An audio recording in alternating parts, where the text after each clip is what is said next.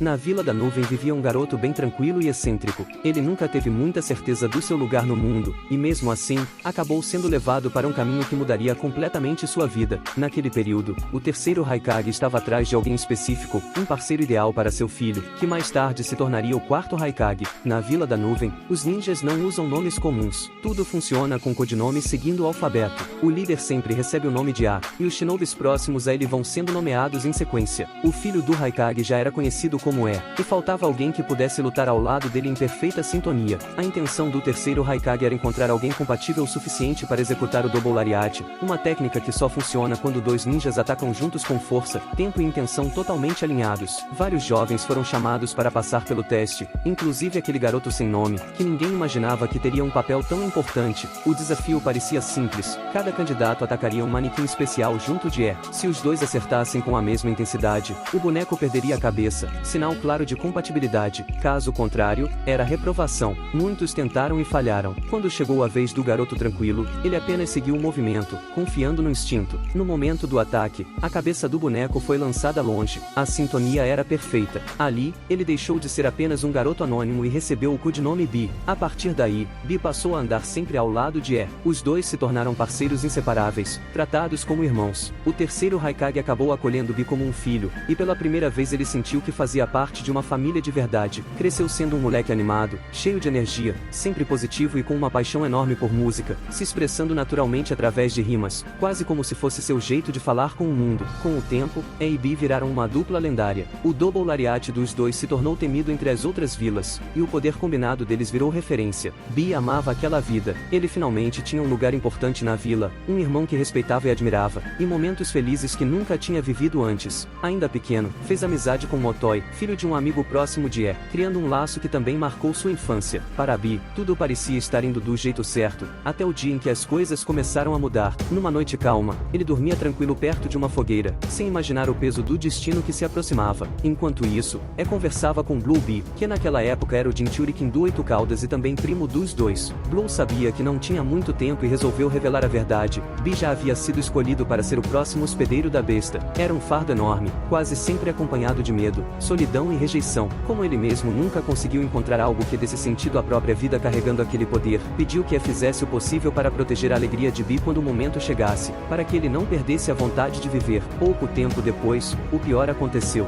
Orochimaru invadiu o país do relâmpago em busca do poder do Oito Caudas. Ele atacou Blue Bi, que acabou tendo o selo rompido, libertando a besta. O Hashibi saiu completamente fora de controle, destruindo partes da vila, derrubando construções e deixando um rastro de feridos e mortos. Entre as vítimas estava Furui, o pai de Motoi, que morreu tentando ajudar no caos. Para conter a destruição, o terceiro Raikage foi obrigado a usar uma das armas do Sábio dos Seis Caminhos, conseguindo segurar a besta apenas por um tempo. Enquanto a vila tentava se reconstruir e lidar com as perdas, muita gente passou a olhar para Bi de um jeito diferente. Todos sabiam que ele seria o próximo Jinchurikin. Cercado por medo, tensão e desconfiança, E percebeu que precisava agir. Ele entendeu que seu papel era ajudar o irmão a encontrar aquela luz que Blue Bi tanto desejava. Foi por isso que os dois seguiram para a Ilha Tartaruga, onde Bi começaria a se preparar para o que estava por vir. O ritual se aproximava, e E fez questão de deixar claro o peso de carregar uma besta que havia causado tanta destruição. Ainda assim, também reforçou que aquilo era essencial para o futuro da vila, e que acima de tudo, Bi era alguém extremamente importante para ele. Mesmo que Bi não entendesse totalmente naquele momento, essas palavras acabaram se tornando um apoio silencioso que guiaria seus passos por muitos anos. Quando o terceiro Raikage confirmou a decisão,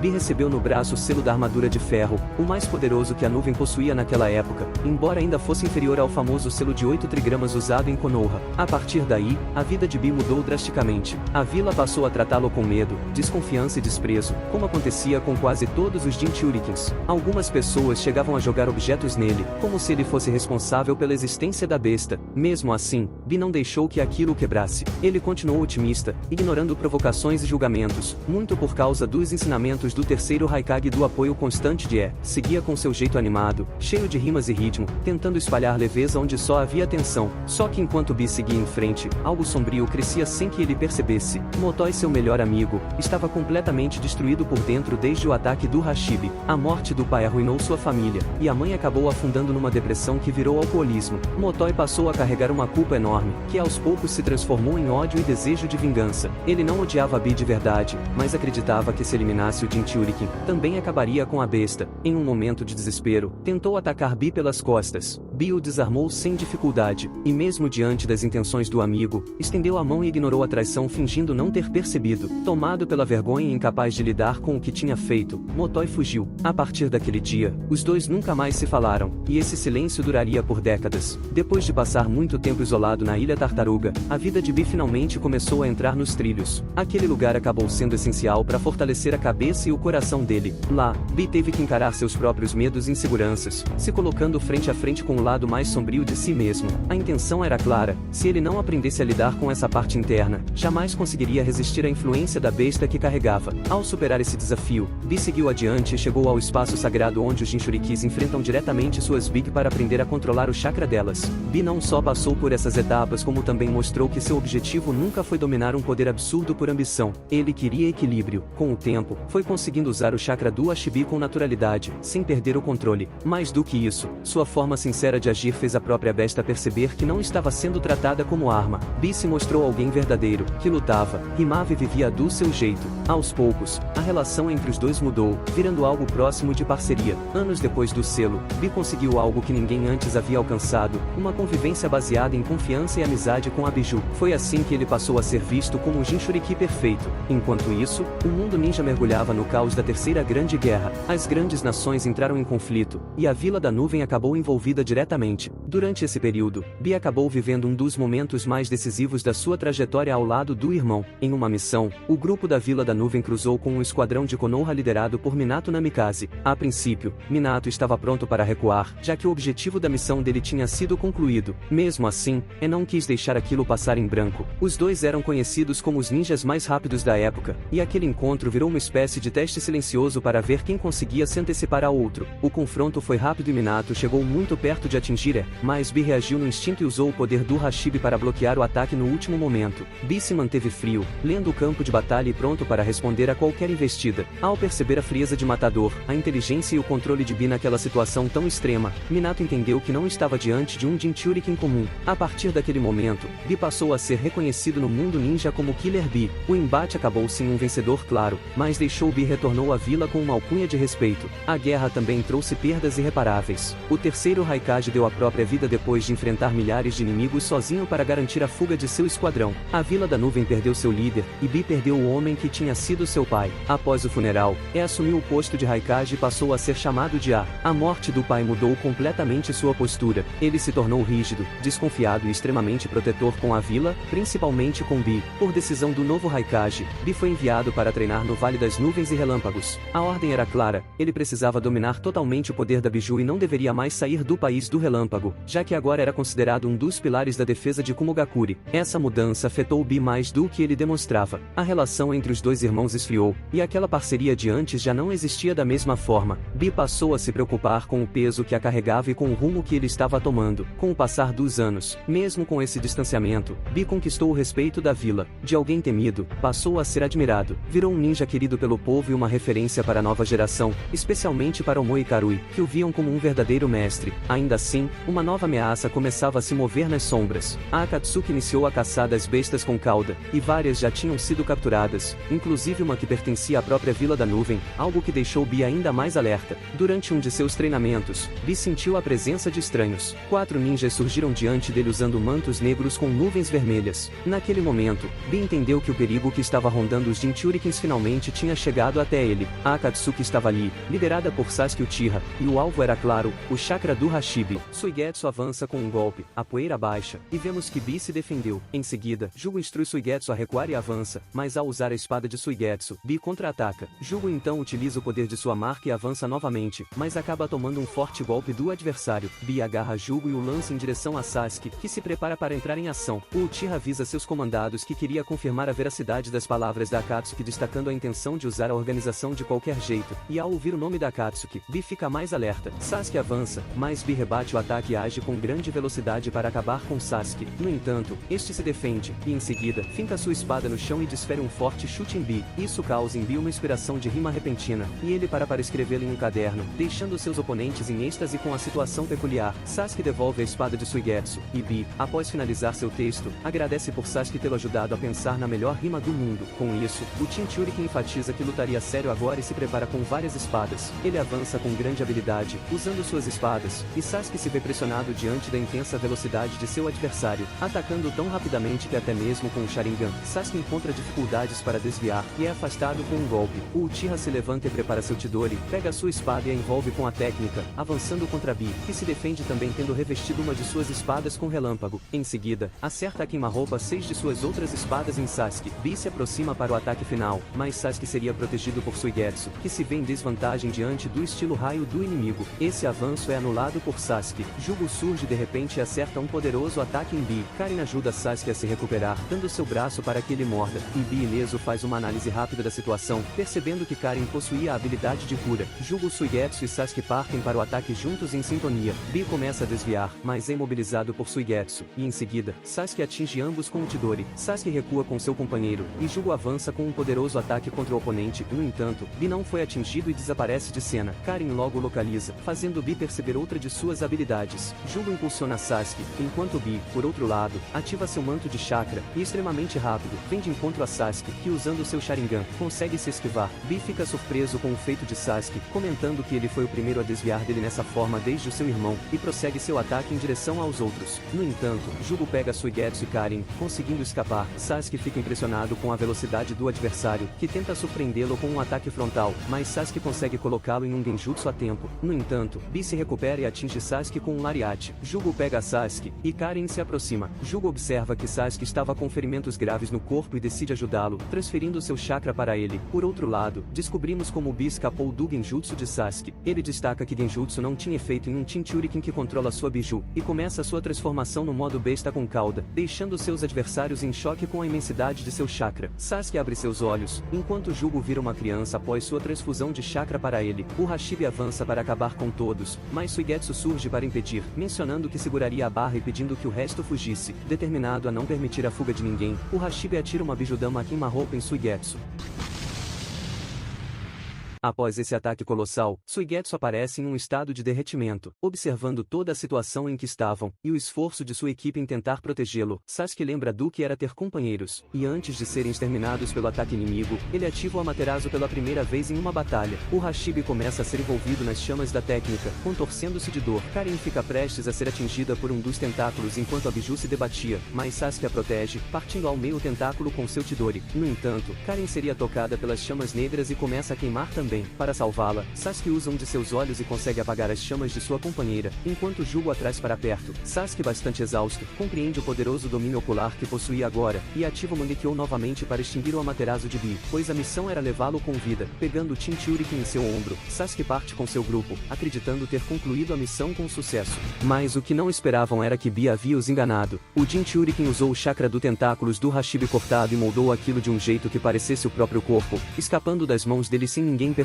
Para todo mundo, Bi tinha sido levado. Na prática, ele só aproveitou a chance para sumir do mapa. A verdade é que Bi já estava cansado de viver preso no país do relâmpago, sempre vigiado, sempre tratado como arma da vila. Quando viu aquela brecha, não pensou duas vezes e decidiu tirar umas férias longe de tudo aquilo. Só que do outro lado, a não fazia ideia disso. Convencido de que o irmão tinha sido sequestrado, ficou fora de si. A raiva falou mais alto, e ele passou a caçar Sasuke com obsessão, decidido a resolver tudo com as próprias mãos. Esses acontecimentos rolaram pouco antes da cúpula dos 5 Kages. Enquanto os líderes das grandes nações se reuniam para discutir o futuro do mundo ninja, o Raikage se envolveu num confronto direto e violento contra Sasuke. No meio desse caos todo, ainda surgiu a ameaça maior, quando o Homem Mascarado apareceu e declarou oficialmente a Quarta Grande Guerra Ninja, jogando o mundo inteiro à beira do colapso. Enquanto tudo isso acontecia, Bi descansava no País do Ferro, aproveitando para treinar música com o Mestre Kim e sua mascote. Mas suas férias foram interrompidas novamente por outro membro da Akatsuki, Kizami Hoshigaki. Este afirma ter procurado o Hashibi em toda parte, declarando que Bi se tornaria uma refeição para sua Samerrada. O guaxinim gigante avança, mas Kizami o derrota com facilidade. Mestre Qin se prepara enquanto Kizami avança em sua direção. Bi reage lançando um lápis, forçando Kizami a desviar. O Akatsuki reconhece o chakra no lápis, percebendo que se atingido, teria deixado um grande estrago em sua cabeça. Qin choca armas com o inimigo, dando a Bi a oportunidade de lançar uma de suas lâminas antes de avançar rapidamente para um ataque direto. No entanto, Kizami se defende eficientemente, resultando em uma colisão de cabeça com cabeça entre os dois. Bi se afasta, e a Samerrada se anima, ansiosa para devorar o seu chakra de polvo. Bi se envolve com o manto do Hashibi, avançando e provocando Kizami ao lembrar que os polvos costumavam devorar tubarões. No entanto, Kizami detém a investida, drenando uma grande parte do chakra de Bi, afirmando que desta vez seria o tubarão que devoraria o polvo. O Hashibi sugere que Bi entrasse no modo Biju, mas ele recusa, alertando que um ataque do Hashibi destruiria toda a área, considerando a presença de Mestre Qin e Ponta. Assim Bi opta pela fase 2 de sua transformação, atacando Kizami com uma intensidade poderosa, embora tenha seu chakra sugado pela Samerrada, forçando-a a retroceder à fase 1. Kizami sofre um grave ferimento, mas para surpresa de seus adversários, a Samerrada o regenera rapidamente, transferindo o chakra absorvido de Bi. Kizami destaca que quanto mais forte o oponente, mais forte ele se torna, e por isso era chamado de Abiju sem cauda. Em seguida, ele utiliza uma técnica de água de alto nível, formando uma gigantesca bolha de água. Kizami afirma que quanto mais a batalha durasse, mais chakra roubaria de Bi, e em seguida, ele se funde com a Samerrada. Bi retorna à fase 2 de sua transformação, levando seus companheiros consigo na tentativa de escapar. O Hashibi destaca que a bolha de água seguia os movimentos de Kizami, e sugere que sendo Bi o alvo da Akatsuki, ele deveria deixar Mestre Qin, e Ponta para trás, fugindo em outra direção para atrair Kizami e permitir que seus companheiros saiam da água. Bi coloca a estratégia em prática, mas Kizami avança em seus companheiros, levando Bi a retornar para tentar impedi-lo. No entanto, isso era exatamente o que Kizami queria, surpreendendo Bi com um ataque que drena mais chakra dele. Com seus tentáculos, Bi prende Kizami e nada na direção contrária, conseguindo salvar seus companheiros. Mas ele começaria a ter problemas com seu fôlego, enquanto Kizami deixa-o quase sem chakra. Em uma última tentativa de fuga, Bi libera tinta para que Kizami não veja por onde ele escapa. Mas fundido a Samerrada, Kizami consegue detectá-lo pelo chakra e suga o restante de sua energia até deixar Bi inconsciente, e seguindo as ordens de capturá-lo vivo, Kizami encerra seu jutsu. Kizami volta à sua forma normal, enquanto Bi fica paralisado no chão. Por precaução, Kizami se prepara para um último golpe, mas a Samerrada para e defende Bi, atraída pelo sabor do chakra do Hashibi, começando a devolver chakra a ele. Kizami fica irritado e chuta a Samerrada, pegando uma das espadas de Bi e se preparando. Bi tenta surpreendê-lo novamente, mas erra por muito pouco. Quando a esperança parecia se esgotar para o Jinchurikin, o Haikage e sua equipe chegam, pois seguiram o chakra de Bi e do Hashibi. A Samerrada fornece mais chakra para Bi, o Haikage lhe dá o sinal, e os irmãos realizam o Double Lariat, decapitando Kizami. O Haikage não segurou a bronca e caiu matando em cima de Bi. Ele deixou bem claro quanto aquela ideia de fingir um sequestro para tirar férias tinha sido uma irresponsabilidade enorme, ainda mais porque quase resultou na captura da Biju. Depois da confusão, Bi, o irmão e os ninjas da nuvem voltaram para a vila. Alguns dias depois, os líderes se reuniram para discutir o assunto mais delicado daquele momento, a iminente Quarta Grande Guerra Ninja. Bi, como sempre, parecia desligado. Enquanto os outros falavam de estratégia, ele só seguia no mundo dele, escrevendo rimas sem dar muita atenção. Mesmo assim, o alto comando chegou a uma decisão importante: os únicos Jinchurikins que ainda estavam livres precisavam ser protegidos a qualquer custo. Esses dois eram Bi e Naruto Uzumaki. A ideia era manter ambos escondidos na Ilha Tartaruga, onde Naruto também poderia aprender a controlar o chakra de sua Biju. No começo, Bi não levou Naruto muito a sério, ignorava os pedidos de treino e insistia que ainda estava oficialmente de férias. Só que tudo mudou quando Naruto, Yamato e Motoi acabaram sendo atacados por um polvo gigante. Bi apareceu na hora certa, salvou o velho amigo e depois de décadas, estendeu o punho para ele novamente. Aquele gesto simples teve um peso enorme. Motoi passou mais de 30 anos achando que Bi o odiava pelo que aconteceu no passado. Vivia carregando culpa e vergonha. Naquele momento, entendeu que tinha sido perdoado. A amizade dos dois, finalmente, foi reconstruída. Depois disso, Bi decidiu que ajudaria Naruto de verdade. Naruto vinha se esforçando ao máximo para dominar o chakra da sua besta, conseguiu concluir a primeira fase do treinamento e seguiu para o Templo das Bestas com cauda, onde enfrentou diretamente a Kurama. Bi e o Hashibi até tentaram ajudar, mas o selo de Naruto era diferente e muito mais rígido, então quase todo o trabalho caiu nas costas do próprio garoto. Quando tudo acabou, Bi reconheceu o esforço do aluno. Só que Naruto, agora com sentidos muito mais aguçados, percebeu uma presença maligna. Kizami surgiu de forma inesperada, escondido dentro da Samerrada. Ele nunca tinha morrido de verdade e passou todo aquele tempo infiltrado, descobrindo os planos da aliança. Kizami tentou fugir da ilha, Bi foi atrás, mas acabou tendo seu chakra absorvido pela espada. A luta só virou quando Gai enfrentou Kizami com tudo, derrotando-o no fim. Mesmo capturado, Kizami não deixou que arrancassem informações da sua mente, preferiu se suicidar, protegendo os segredos da Akatsuki. Antes disso, ainda conseguiu enviar dados importantes ao Homem Mascarado e a Kabuto. Por causa disso, a Ilha Tartaruga acabou sendo atacada mais tarde pelo próprio Kabuto apoiado pelo Edo Tensei. Enquanto os ninjas da Aliança, liderados pelo Tsuchikage, lidavam com essas ameaças, Naruto e Bi foram mantidos escondidos em outra parte da ilha. O objetivo era impedir que Naruto soubesse que a guerra já estava acontecendo, já que ele certamente iria correr direto para o campo de batalha. Bi tentou distraí-lo, mas não demorou para Naruto sentir chakras poderosos vindos da costa do País do Relâmpago. Eram os irmãos Ouro e Prata, reanimados por Kabuto. Mesmo tentando fazê-lo mudar de ideia, Bi não conseguiu impedir Naruto de sair. Ao segui-lo, Bi encontrou Iruka, que deixou claro quanto confiava em seu aluno e acreditava que ele seria essencial para a vitória da aliança. Bi respeitou profundamente aquelas palavras. Ele percebeu que Naruto tinha encontrado a própria luz interior, assim como ele um dia encontrou. Por isso, decidiu seguir ao lado do garoto, como um igual. Quando Bi finalmente alcançou Naruto, os dois foram barrados por Tsunade e pelo Raikage. A intenção era mantê-los fora da guerra. Bi tentou convencer o irmão de que eles eram indispensáveis. Sem os Jinchurikins, a derrota seria quase certa, mas continuava preso à ideia de que ambos eram armas que precisavam ser protegidas. Isso irritou Bi profundamente. Ele respondeu com sinceridade, dizendo que se perdesse aquilo que carregava no coração, aí sim se tornaria apenas uma arma vazia. Mesmo com Tsunade demonstrando confiança em Naruto, o Raikage se manteve firme. Disse que o poder de Bi não era suficiente para mudar o rumo da guerra. Foi aí que Bi ficou sério como poucas vezes na vida. Ele afirmou que o irmão vinha subestimando sua força desde que virou Raikage. Aquela superproteção só o cegou. Num movimento rápido, Bi acertou seu lariat com força total, derrubando-a, não por ódio, mas para fazê-lo lembrar. Bi relembrou que quando eram jovens, foi o próprio a quem disse que ele precisava encontrar um motivo para viver. Aquela frase virou sua luz interior. Saber que era importante pro irmão foi o que deu sentido à sua vida, e era por isso que confiava tanto em Naruto, porque via nele o mesmo brilho. No fim, o último ataque do Raikage foi apenas um teste. Ao ver Naruto resistir e seguir em frente, a finalmente cedeu. Assim, Naruto e Bi entraram de vez na guerra. Logo no começo,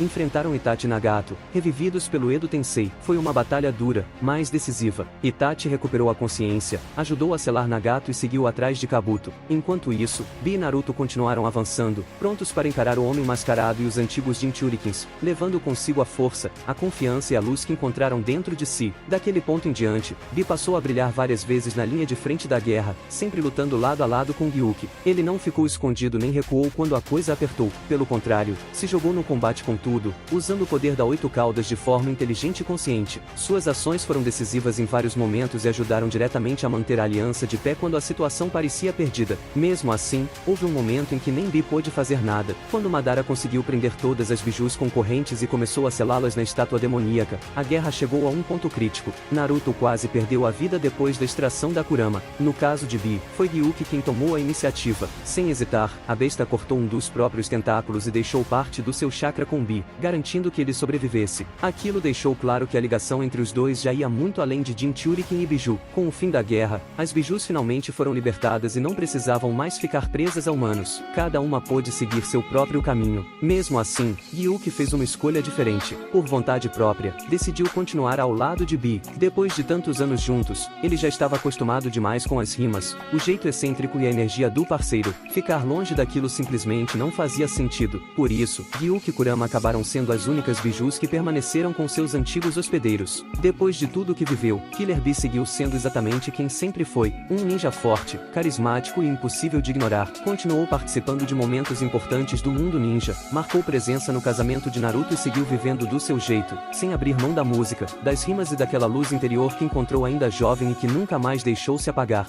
Se gostou, deixe seu like, e se ainda não é inscrito, aperta o play e faça parte da nossa comunidade. Valeu, fui!